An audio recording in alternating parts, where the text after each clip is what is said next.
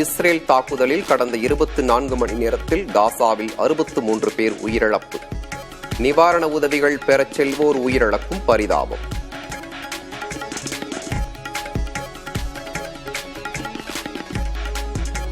அமெரிக்காவில் கருப்பின இளைஞர் மீது போலீசார் கொடூர தாக்குதல். ஜார்ஜ் ஃபிளாய்டு சம்பவத்தை நினைவூட்டுவதாக சமூக வலைதளங்களில் பதிவு. Can you call your supervisor? All right, go for it. Exit the vehicle now! Exit the vehicle! Show me your hands. Here.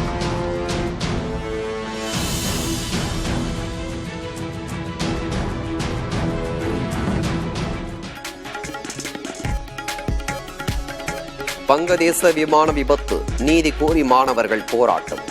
உயிரிழப்பு எண்ணிக்கை 31 உயரும்.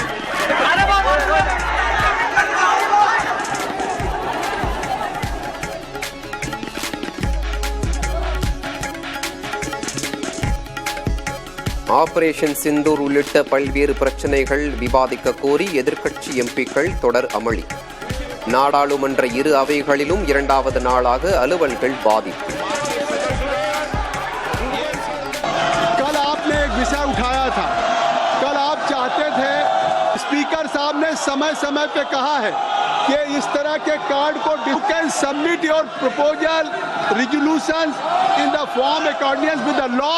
इसको सदन को फिर मजबूर कर रहे हैं. ये सदन जो आपका समय है कि हम सदन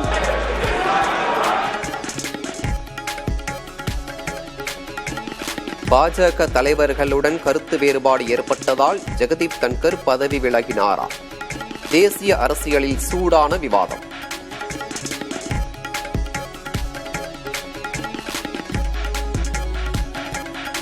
ஜெகதீப் தன்கர் பதவி விலகிய நிலையில் மாநிலங்களவையை வழிநடத்திய ஹரிவன்ஷ் நாராயண் சிங் குடியரசுத் தலைவர் திரௌபதி முர்முவையும் மரியாதை நிமித்தமாக சந்தித்து ஆலோசனை.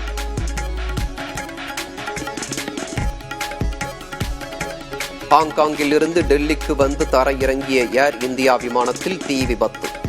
பயணிகள், விமான ஊழியர்கள் பத்திரமாக வெளியேறியதாக ஏர் இந்தியா நிர்வாகம் தகவல்.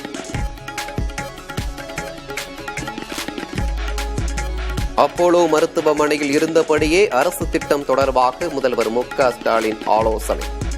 முதல்வர் விரைவில் குணமடைந்து வீடு திரும்புவார் என உதயநிதி பேட்டி.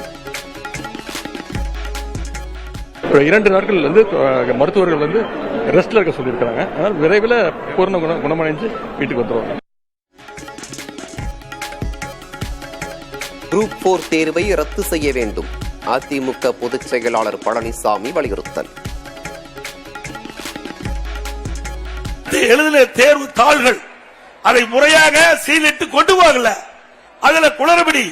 ஆக இப்படிப்பட்ட குளறுபடியான தேர்தலை ரத்து செய்து மீண்டும் டிஎன்பிசி தேர்தல் குரூப் 4 மறு தேர்தல் நடத்தப்பட வேண்டும் இந்த அரசு.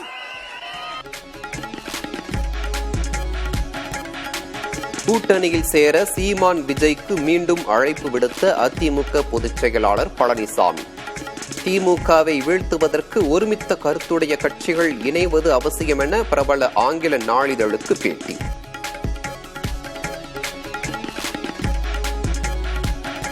(2026) சட்டமன்ற தேர்தலில் விஜய் தலைமையில் தவேக வெற்றி பெறும். கூட்டணியில் சேர அழைப்பு விடுத்த பழனிசாமிக்கு தவேக பதில்.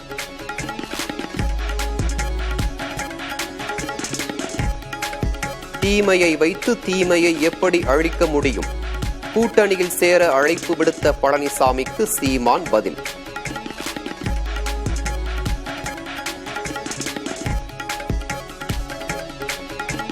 தமிழகத்தில் கொடி கம்பங்களை மறு உத்தரவு வரும் வரை அகற்றக்கூடாது.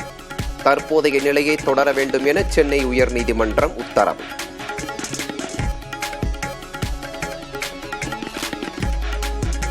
மடப்புரம் இளைஞர் அஜித் கொலை வழக்கில் இடைக்கால இழப்பீடாக 25 லட்சம் ரூபாய் வழங்க உத்தரவு. கூடுதல் இழப்பீடு தேவைப்பட்டால் சம்பந்தப்பட்ட நீதிமன்றத்தை அணுக உயர்நீதிமன்ற அமர்வு அறிவுறுத்தல்.